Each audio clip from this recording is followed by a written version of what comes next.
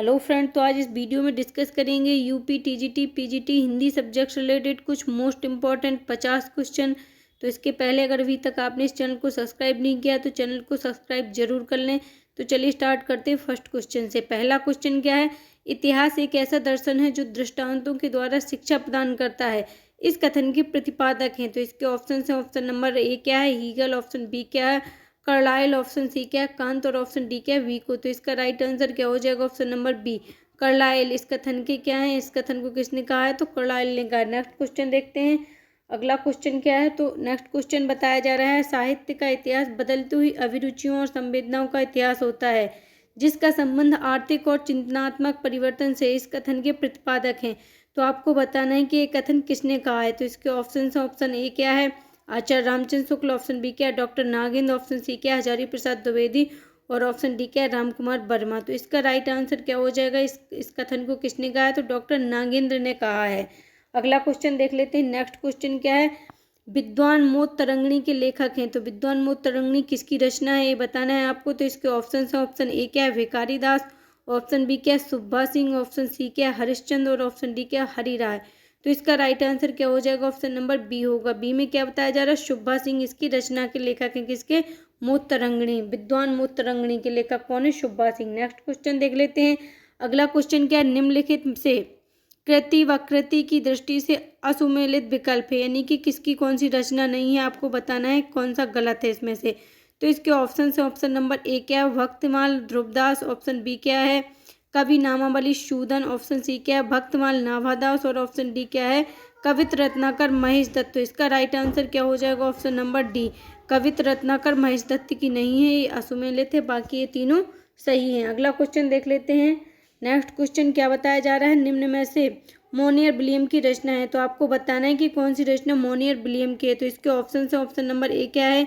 Hinduism and the Brahmanism. Option B क्या है? Indian theme. जो ऑप्शन सी क्या है? Selection for Hindi literature. और ऑप्शन डी क्या है? History of the Sikh religion. तो इसका राइट आंसर क्या हो जाएगा कि मोनियर विलियम की रचना कौन सी है? तो इसका राइट आंसर होगा option number A Hinduism and the Brahmanism किसकी है? तो मोनियर विलियम की रचना है। अगला क्वेश्चन देख लेते हैं। अगला क्वेश्चन क्या है? तो मॉडर्न हिंदी लिटरेचर के रचनाकार हैं। तो इसका आपको नाम बताना है कि मॉडर्न हिंदी लिटरेचर के रचनाकार कौन है। तो इसके ऑप्शन है, ऑप्शन नंबर ए में क्या बताया गया? इंद्रनाथ मदान। ऑप्शन बी में क्या है? राहुल शंकरत्यायन। ऑप्शन सी में क्या है? कृष्ण शंकर शुक्ल। और ऑप्शन डी में क्या है? गौरी शंकर द्विवेदी। तो इसका राइट आंसर क्या हो जाएगा? इंद्रनाथ मदान। तो इंद्रनाथ मदान ने कौन सी रचना लिखी है? Modern Hindi literature. अगला क्वेश्चन देख लेते हैं। नेक्स्ट क्वेश्चन क्या है? गरसदा तासी द्वारा रचित स्थावर द लाल लिटरेरी इंदेरियो हिंदुस्तानी रचना में शामिल अंतिम कवि का नाम है। तो इसके ऑप्शन है, ऑप्शन नंबर ए क्या है? अंगद। ऑप्शन बी क्या है? हेमंत। और ऑप्शन सी क्या है? हेमराज। और ऑप्शन डी क्या है? अंगराज। तो इसका राइट आंसर क्या हो जाएगा? ऑप्शन नंबर बी हेमंत क्या है? अंतिम कवि हैं। और इसी अगर गरसदा तासी की बात की जाए तो पहले कवि का नाम क्या है? अंगद। और अंतिम कवि का नाम क्या है? तो हेमंत है। अगला क्वेश्चन देख लेते हैं। नेक्स्ट क्वेश्चन क्या है? तज़किरा-ए सस्तूरा-ए हिंदी किस ग्रंथ का उर्दू अनुवाद है, यानी कि अनुवादक कौन है? तो इसके करीमुद्दीन है। तो आपको बताना है कि करीमुद्दीन ने किस ग्रंथ का अनुवाद तज़किरा-ए सस्तूरा-ए हिंदी नाम के ग्रंथ में किया है। तो इसके ऑप्शन देख लेते हैं, नाम के ग्रंथ से किया है। तो इसके ऑप्शन है, ऑप्शन नंबर ए क्या है? स्थावर द लाल लिटरेरी इंदेरियो हिंदुस्तान है। ऑप्शन बी क्या है? The modern vernacular literature of northern Hindustan. Option C क्या है? तबकात सस्तूरा। तबकात सस्तूरा। इसके थोड़े से नाम अटपटे हैं। ऑप्शन डी क्या है? इनमें से कोई नहीं। तो इसका राइट आंसर क्या हो जाएगा? ऑप्शन नंबर ए हो जाएगा। ए में क्या बताया गया है? स्थावर द लाल लिटरेरी इंदेरियो हिंदुस्तानी। ये पुस्तक किसकी थी? तो गरसदा तासी की थी। और इसका इन्होंने क्या किया था? तो इन्होंने क्या किया था? इस पुस्तक का उर्दू में अनुवाद किया था। इसी स्थावर द लाल लिटरेरी इंदेरियो हिंदुस्तानी गरसदा तासी द्वारा रचित का किसने? करीमुद्दीन ने। और अगर हिंदी में पूछा जाए तो वैष्णव ने किया था। अगला क्वेश्चन देख लेते हैं।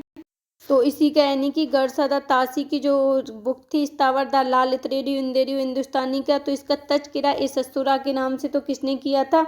तो करीमुद्दीन ने किया था। जबकि मतलब इसका उर्दू में अनुवाद किसने किया था? तज़किरा-ए सस्तूरा के नाम से। किसका?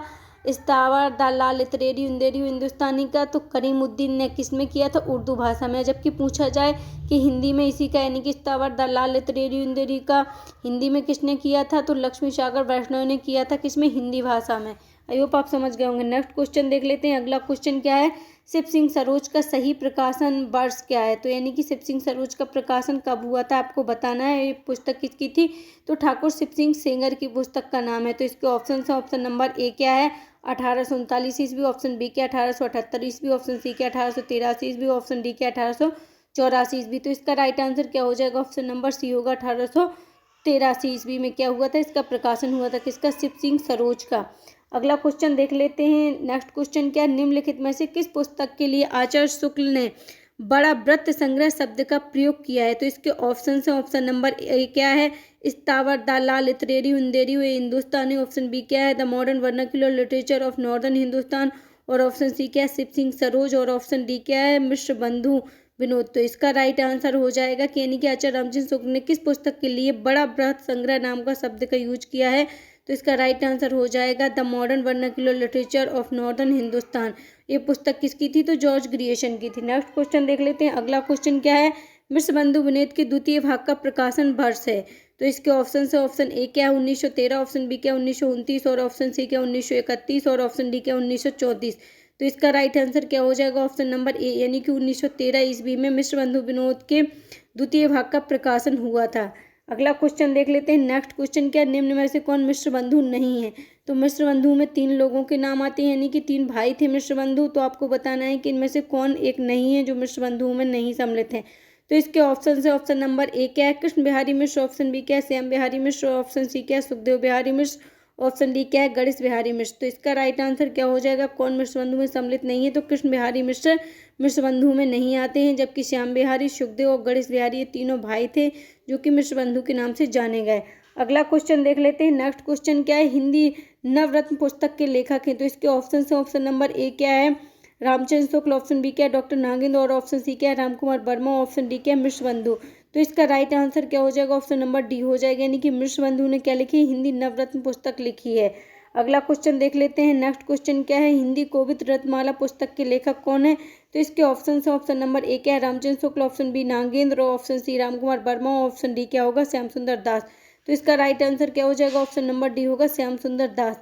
अगला क्वेश्चन देख लेते हैं। नेक्स्ट क्वेश्चन क्या है, यदि प्रबंध काव्य एक विस्तृत वनस्थली है तो मुक्तक एक चुना हुआ गुलदस्ता है, इस कथन के प्रतिपादक हैं। तो इसके ऑप्शन है, ऑप्शन नंबर ए क्या है आचार्य शुक्ल, ऑप्शन बी क्या है नागेंद्र, ऑप्शन सी क्या है हजारी प्रसाद, और ऑप्शन डी क्या है गणपत चंद्र गुप्त। तो इसका राइट आंसर क्या हो जाएगा, ऑप्शन नंबर ए यानी कि आचार्य रामचंद्र शुक्ल ने ये कथन कहा है। अगला क्वेश्चन देखते हैं। अगला क्वेश्चन देखते हैं। तो नेक्स्ट क्वेश्चन क्या है, हिंदी साहित्य उद्भव एवं विकास पुस्तक का प्रकाशन वर्ष है। तो इसके ऑप्शन है, ऑप्शन नंबर ए क्या है 1929 ईस्वी, ऑप्शन बी क्या 1940 ईस्वी, ऑप्शन सी क्या 1952, और ऑप्शन डी क्या है 1960 ईस्वी। तो इसका राइट आंसर क्या हो जाएगा, ऑप्शन नंबर सी 1952 ईस्वी में हिंदी साहित्य उद्भव एवं विकास पुस्तक का प्रकाशन हुआ था। अगला क्वेश्चन देख लेते हैं। नेक्स्ट क्वेश्चन क्या है, निम्न में से पुनर्जागरण काल है। तो इसके ऑप्शन है, ऑप्शन ए क्या भारतेंदु युग, ऑप्शन बी क्या द्विवेदी युग, ऑप्शन सी क्या छायावादी युग, ऑप्शन डी क्या रीतिकाल। तो इसका राइट आंसर हो जाएगा किसको पुनर्जागरण काल कहा गया है, तो भारतेंदु युग को पुनर्जागरण काल के नाम से भी जाना जाता है या बोला जाता है।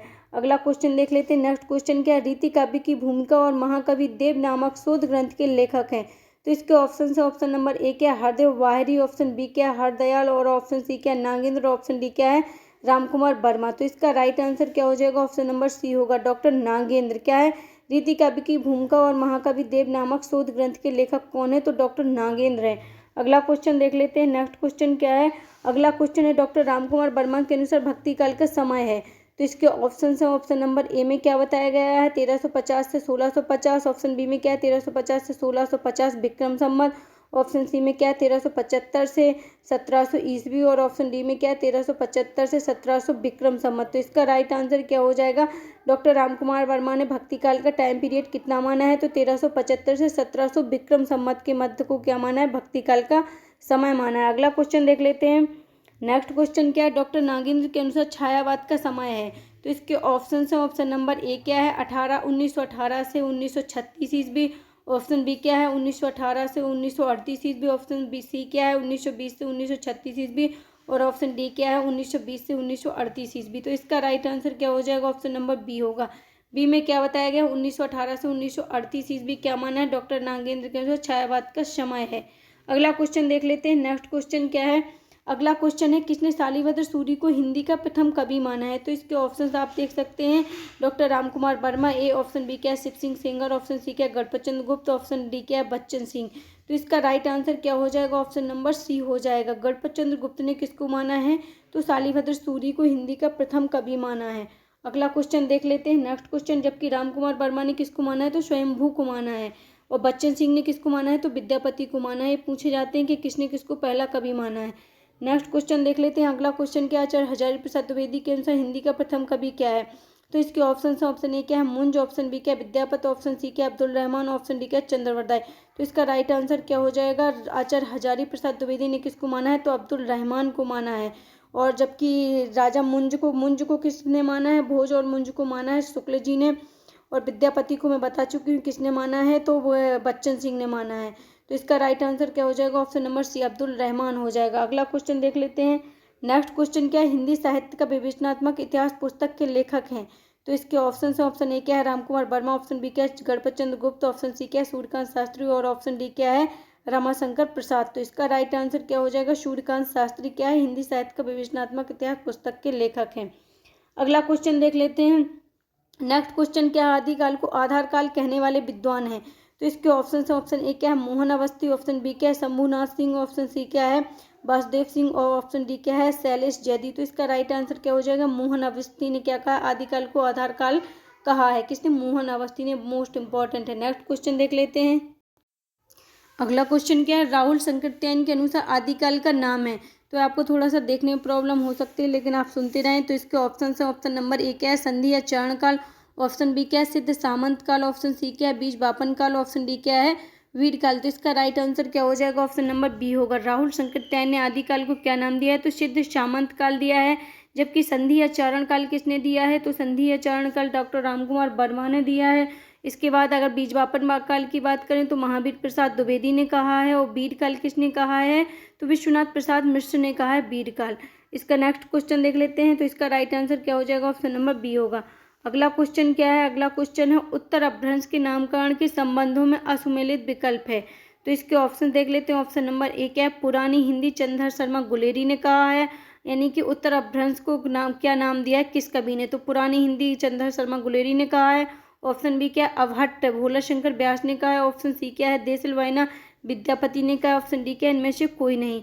तो इसका राइट आंसर हो जाएगा इनमें से कोई नहीं, यानी कि जो भी विकल्प दिए गए हैं वो बिल्कुल सही है। पुरानी हिंदी किसने कहा है? तो चंद्र शर्मा गुलेरी ने कहा है।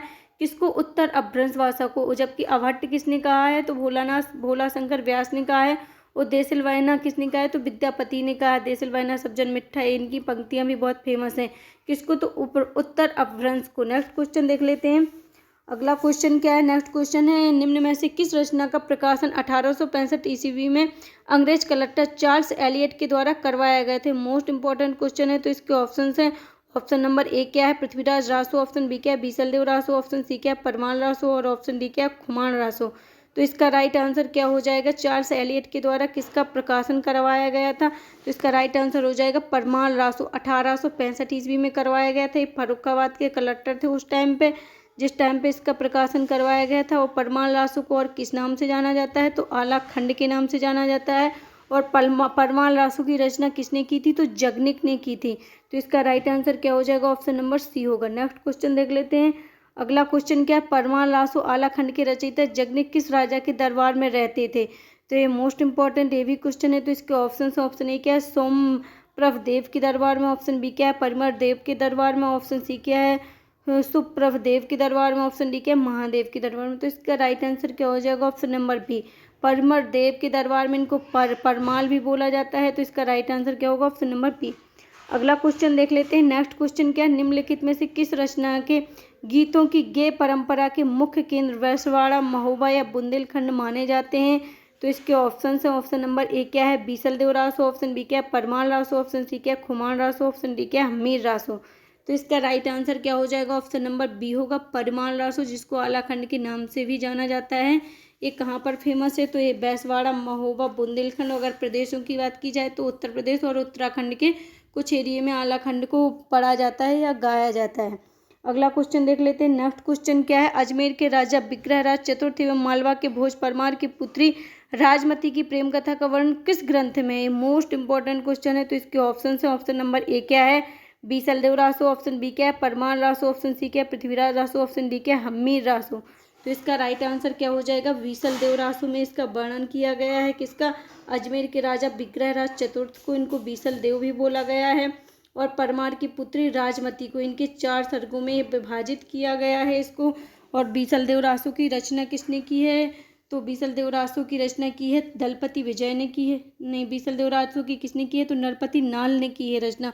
और ये 4 सर्गों में विभाजित है। पहले सर्ग में क्या है, पहले सर्ग में होता है राजा विग्रह का यानी कि बीसलदेव का और राजमती के बाद दूसरे सर्ग में क्या होता है, राजमती उनसे कुछ बोल देती हैं तो उनको छोड़ के उड़ीसा चले जाते हैं। तृतीय सर्ग में वो विरह वर्णन है और उड़ीसा से उनकी वापसी। और चतुर्थ सर्ग में क्या है, तो चतुर्थ सर्ग में राजमती अपने पिता के घर चली जाती हैं, फिर बीसलदेव उनको चित्तौड़ वापस लाते हैं। तो इसके 4 सर्ग इंपॉर्टेंट है, पूछा जाता है कि चारों सर्गों में क्या है।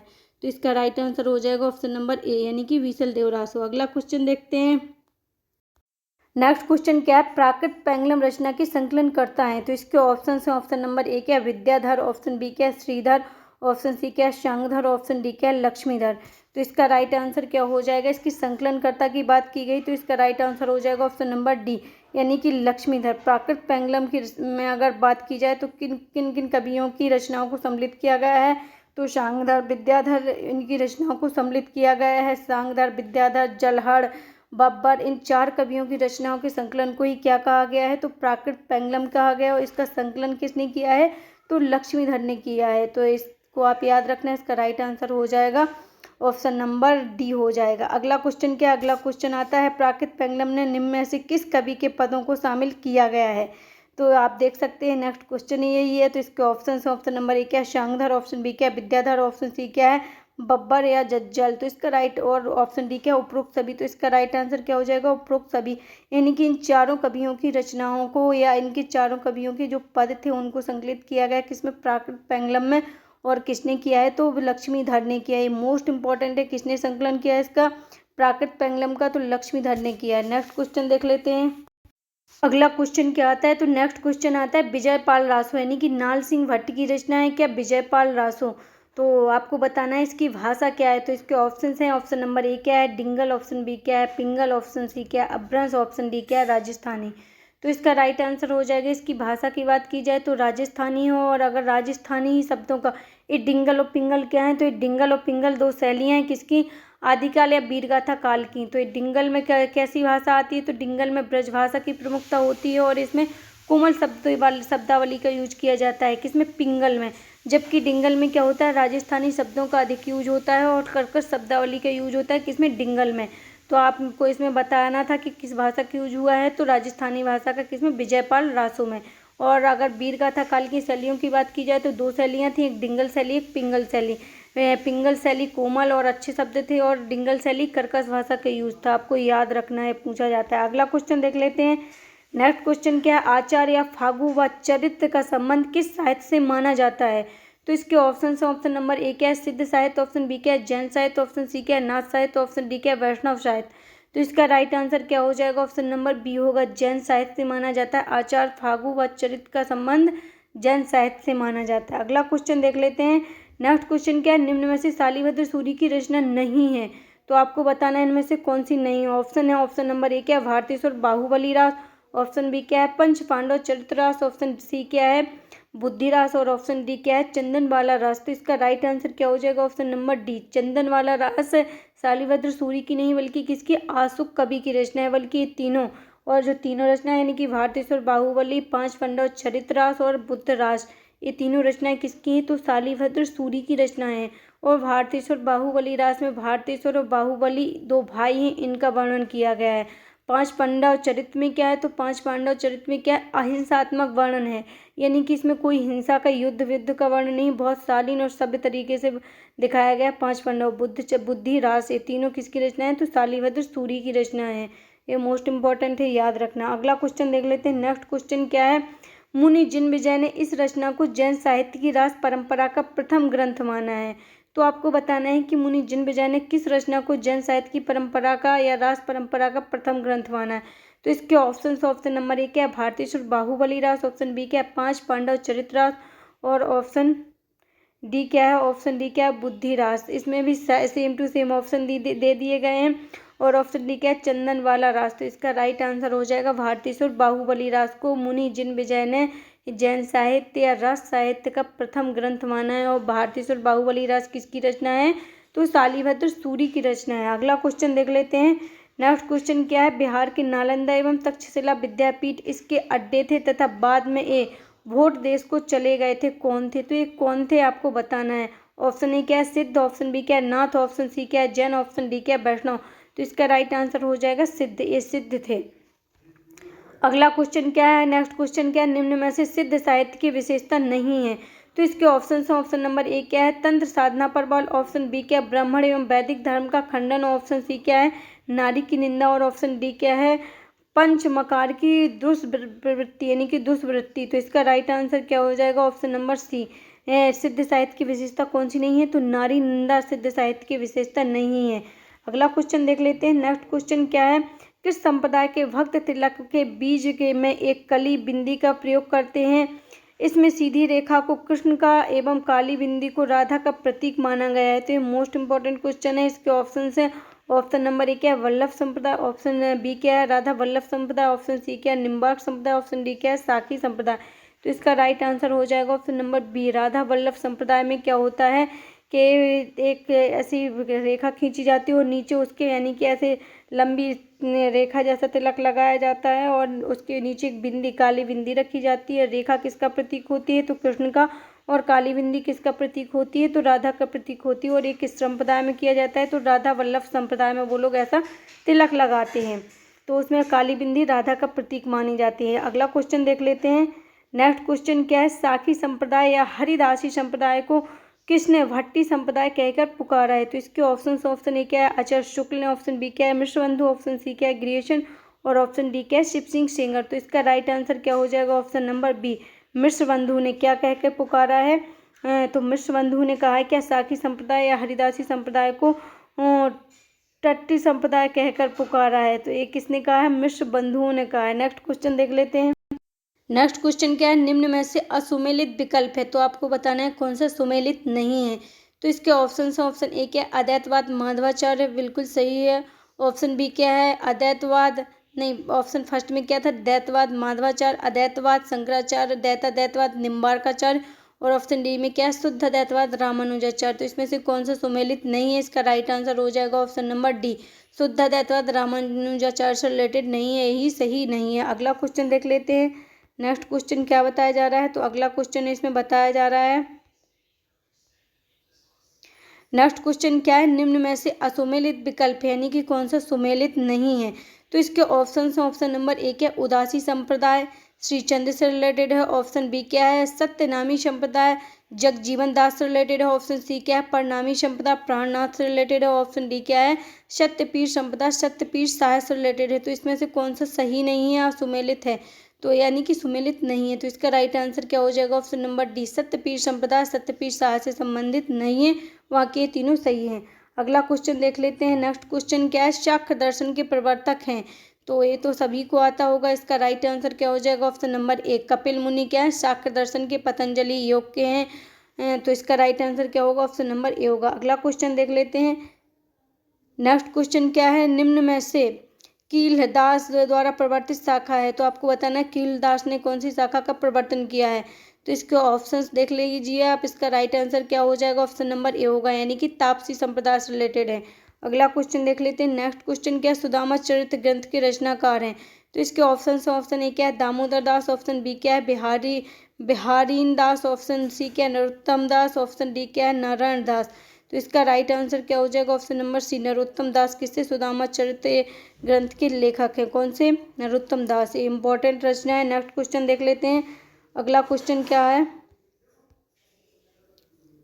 नेक्स्ट क्वेश्चन क्या है, देख सुदामा की दीन दशा करुणा करके करुणानिधि रोए हैं, पानी परात को हाथ छुओ नहीं, नैनन के जल से पग धोए हैं। इस पद के रचनाकार कौन है, आपको बताना है ये पंक्तियां किस कवि की हैं। तो इसके ऑप्शन है, ऑप्शन नंबर ए क्या है, रसखान। ऑप्शन बी क्या है, सूरदास। ऑप्शन सी क्या है, नरोत्तम दास। और ऑप्शन डी क्या है, दामोदर दास। तो इसका राइट आंसर क्या हो जाएगा, ऑप्शन नंबर सी होगा, नरोत्तम दास की ये पंक्तियाँ कौन सी? तो देख सुदामा की दीन दशा, करुणा करके करुणानिधि रोए हैं। पानी परात को हाथ छुओ नहीं, नैनन के जल से पग धोए हैं। यानी कि कृष्ण भगवान इतना रोए कि उन्होंने परात का पानी हाथ से नहीं छुआ है, अपने नैनों के जल से ही उनके किसके सुदामा जी के पैरों को धुल दिया है। तो ये पंक्तियाँ किसकी हैं? नरोत्तम दास की हैं। मोस्ट इंपॉर्टेंट पंक्तियाँ आपको याद रखना है। अगला क्वेश्चन देख लेते हैं। नेक्स्ट क्वेश्चन क्या है? अगला क्वेश्चन है, हरि व्यास देव द्वारा ब्रज भाषा में रचित महावाणी रचना का विभाजन 5 खंडों में किस नाम से किया गया है? तो इसके ऑप्शन है, ऑप्शन ए क्या है? सुख, ऑप्शन बी समय, ऑप्शन सी तरंग और ऑप्शन डी क्या है? सर्ग। तो इसका राइट आंसर क्या हो जाएगा? ऑप्शन नंबर ए, यानी कि सुख के नाम से किया गया। अगला क्वेश्चन देख लेते हैं। नेक्स्ट क्वेश्चन क्या है? भक्ति शब्द का उल्लेख सर्वप्रथम किस उपनिषद से में प्राप्त होता है? तो किस उपनिषद में सबसे पहले भक्ति शब्द का उल्लेख होता है और सबसे पहले मिलता है? तो इसके ऑप्शन है, ऑप्शन ए क्या है? छंदोयज्ञ उपनिषद, ऑप्शन बी क्या है? तैत्तिरीय उपनिषद, ऑप्शन सी क्या है? श्वेतासुर उपनिषद, ऑप्शन डी क्या है? मुंडको उपनिषद। तो इसका राइट आंसर क्या हो जाएगा? ये मोस्ट इंपॉर्टेंट क्वेश्चन है, वो पूछा भी गया है। कौन सा? श्वेतास्वरो उपनिषद में क्या मिलता है? सर्वप्रथम भक्ति शब्द का उल्लेख मिलता है। अगला क्वेश्चन देख लेते हैं। तो ये थे कुछ most important 50 question. I hope आपको ये वीडियो पसंद आया होगा। अगर वीडियो अच्छा लगा हो तो वीडियो को ज़्यादा से ज़्यादा शेयर करें और वीडियो को लाइक ज़रूर करें, और चैनल को सब्सक्राइब नहीं किया है तो चैनल को भी सब्सक्राइब जरूर कर लें। Thank you.